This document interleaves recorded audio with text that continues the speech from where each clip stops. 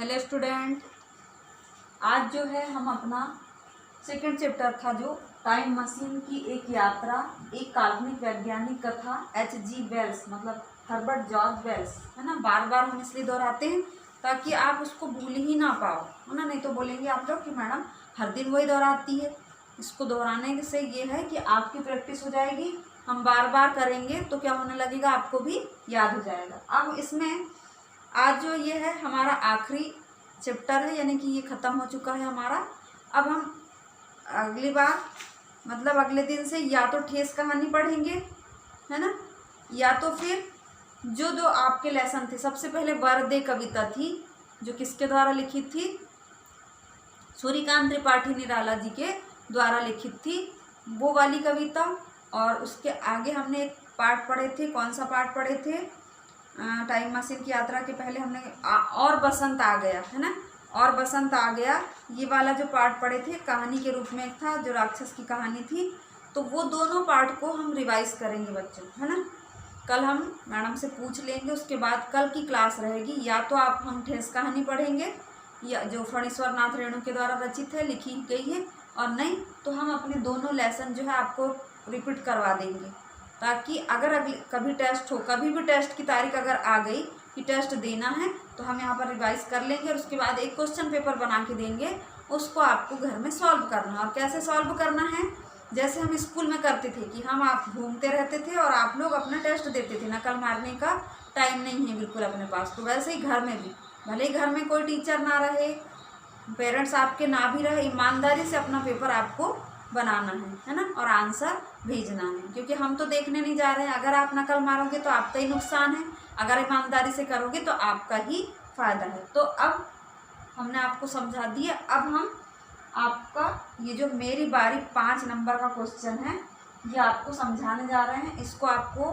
CW में समझा दे रहे हैं और SW में आपको करना है। और अगला क्वेश्चन था इसका मेरी बारी 6, इसमें भी CW हम समझा देंगे और SW आपको करना है। तो देखिए 5 नंबर का क्वेश्चन, पेज नंबर आपको निकालना है 9 और 10, है ना। पेज नंबर कितना निकालना है आपको, 9 और 10। तो सबसे पहले 9 नंबर का पेज निकालिए, उसमें देखिए 5वां क्वेश्चन, मेरी बारी 5। मान लीजिए कि आप चिड़ियाघर घूमने गए हैं, है ना, और अचानक शेर पिंजरे से बाहर आ जाता है और एक दर्शक पर हमला कर देता है, जो देखने वाला है उस पर हमला कर देता है, चारों तरफ भगदड़ मच जाती है। तभी चिड़ियाघर के कर्मचारी आकर शेर को काबू में करते हैं, यानी वहाँ के जो कर्मचारी हैं वो शेर को जैसे तैसे काबू में करते हैं और दर्शक की क्या हो जाती है, जान बच जाती है, उस देखने वाले की जान बच जाती है। इस घटना पर आपको एक समाचार तैयार करना है। कल हमने समाचार पत्र के बारे में पढ़े थे, तो मेरी बारी में जो ये 5वां क्वेश्चन है उसको आप एक कि मैं कौन सा दिन था, क्या था, कौन सी तारीख थी और मैं वहाँ पर गया था, मतलब मैं अपने पापा मम्मी के साथ गया था, ये जो भी अपने की स्टोरी जैसे बना सकते हैं, छोटी सी घटना उसको, और फिर ऐसा ऐसा हुआ और फिर वो जान बच गई। तो ऐसा समाचार पत्र बुक की सहायता ले सकते हो, आप मदद ले सकते हो। जो बुक हमने मतलब इसके फर्स्ट वाला जो बुक है उसमें से आप फिर से एक बार समाचार पत्र के बारे में पढ़ लीजिए और उसके बाद वो समाचार पत्र आपको बना के हमारे को क्या करना है, सेंड करना है फोटो खींच के। अब हम आ जा रहे हैं अपनी मेरी बारी 6 में, जिसमें एक अपठित गद्यांश है। अपठित यानी बिना पढ़ा हुआ, है ना। तो यहाँ पर तो पढ़ा हुआ टाइम मशीन के बारे में ही दिया है, ठीक है। तो अपठित गद्यांश का मतलब होता है अनसिल पैसेज, मतलब एक पैसेज है उसको हमको पढ़ना है और उसमें जो क्वेश्चन दिए गए हैं, प्रश्न दिए गए हैं, उसको आपको बनाना है। ऐसे हमने पिछली कक्षाओं में भी 7th क्लास में भी पढ़ चुके हैं। अब देखिए हम वो गद्यांश जो है उसको पढ़ के सुना रहे हैं। फर्स्ट क्वेश्चन है इसका मेरी बारी 6 का, निम्नलिखित गद्यांश को पढ़कर पूछे गए प्रश्नों के उत्तर लिखिए। देखिए आगे, टाइम मशीन अर्थात काल यंत्र का संबंध गति से है, गति मतलब कि अपनी चाल, है ना, उससे है। टाइम मशीन अर्थात काल यंत्र, टाइम मशीन, टाइम यानी समय या काल और मशीन यानी यंत्र, है ना, का संबंध गति से है। समय की सीमाएं लांघकर अतीत और भविष्य में पहुंचने की परिकल्पना तो मनुष्य करता ही है ना। समय की सीमाओं को लांघकर यानी जो समय अपना जा रहा है तो उसमें अतीत और भविष्य में पहुंचने की, अतीत मतलब बीता हुआ समय उसकी याद करता है और भविष्य के बारे में सोचता है, और इस प्रकार सोचता हुआ मनुष्य परिकल्पना करता मनुष्य करता ही है, पुरानी बातों को सोचता है और नई बातें क्या होने वाली है वो भी सोचता है। भारत में ऐसे साधु संत हुए हैं जो आंखें बंद कर अतीत और भविष्य में झांक लेते थे। यानी कुछ ऐसे साधु संत हुए हैं जो आंखें बंद करके यानी ध्यान लगाकर जो पुरानी चीज़ें हैं यानी पुराना समय है उसके बारे में, और जो भविष्य की चीज़ें हैं आगे आने वाली क्या है, भविष्य में क्या होने वाला है ना, उसके बारे में भी जान लेते थे।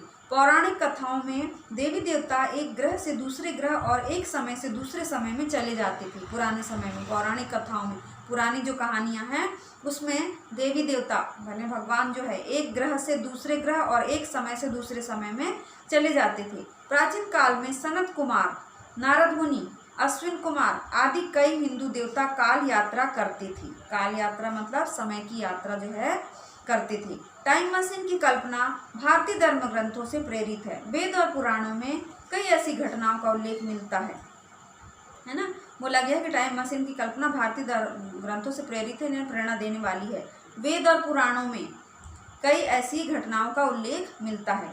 रेवत नाम का एक राजा ब्रह्मा से मिलने ब्रह्मलोक गया, यानी एक छोटी सी कहानी जैसे है, देख ली इसी में। और जब धरती पर पुनः लौटा, कहाँ गया? रेवत नाम का राजा ब्रह्मा से मिलने, है ना, जो इस सृष्टि के रचनाकार है, निर्माण करता है, तो उनसे मिलने के लिए गया। और जब धरती पर पुनः यानी फिर से दोबारा लौटा तो यहाँ 4 युग बीत चुके थे। कितना समय हो गया था? 4 युग बीत गए थे। अब सवाल ये उठता है कि कोई व्यक्ति 4 युग तक कैसे जी सकता है ना, ये प्रश्न है। कुछ ऋषि और मुनि सतयुग में भी थे, है ना, कुछ त्रेता में भी थे। ये है ना सतयुग, त्रेता युग, द्वापर युग ऐसा बोलते हैं ना। तो मुनि सतयुग में भी थे, त्रेता युग में भी थे और द्वापर में भी थे। इसका मतलब है कि वे काल की यात्रा करके पुनः धरती पर लौट आते थे, है ना। ये गद्यांश दे दिया है। अब यहाँ पर आपको इसी से छाट के हमको क्या करना है? आंसर लिखना है। तो सबसे पहला क्वेश्चन है आपका, मनुष्य क्या परिकल्पना करता रहा है? आंसर देख के लिखना है। सेकंड क्वेश्चन, कौन कौन से देवता काल यात्रा करते थे, है ना। अगला, रैवत कौन था, उसके साथ क्या हुआ था। उसके बाद 4 युगों के नाम लिखिए कौन कौन से हैं, है ना, जिसमें अपन को कलयुग, सतयुग, त्रेता युग और द्वापर युग अपने को नाम लिखना है। ठीक है। अब इसके जो प्रश्न है उसको अपने को कॉपी में बनाना है, आंसर लिखना है और उसके बाद डैश डैश लगा देना। मेरी बारी 6 लिखना। गद्यांश में टाइम मशीन डैश डैश लगा के आखिरी शब्द लिखोगे लौट आते हैं तक, और उसके बाद आपको प्रश्नों के आंसर जो लिखना है और फोटो खींच के सेंड करना है। तो बच्चों आज की कक्षा यही समाप्त होती है। धन्यवाद।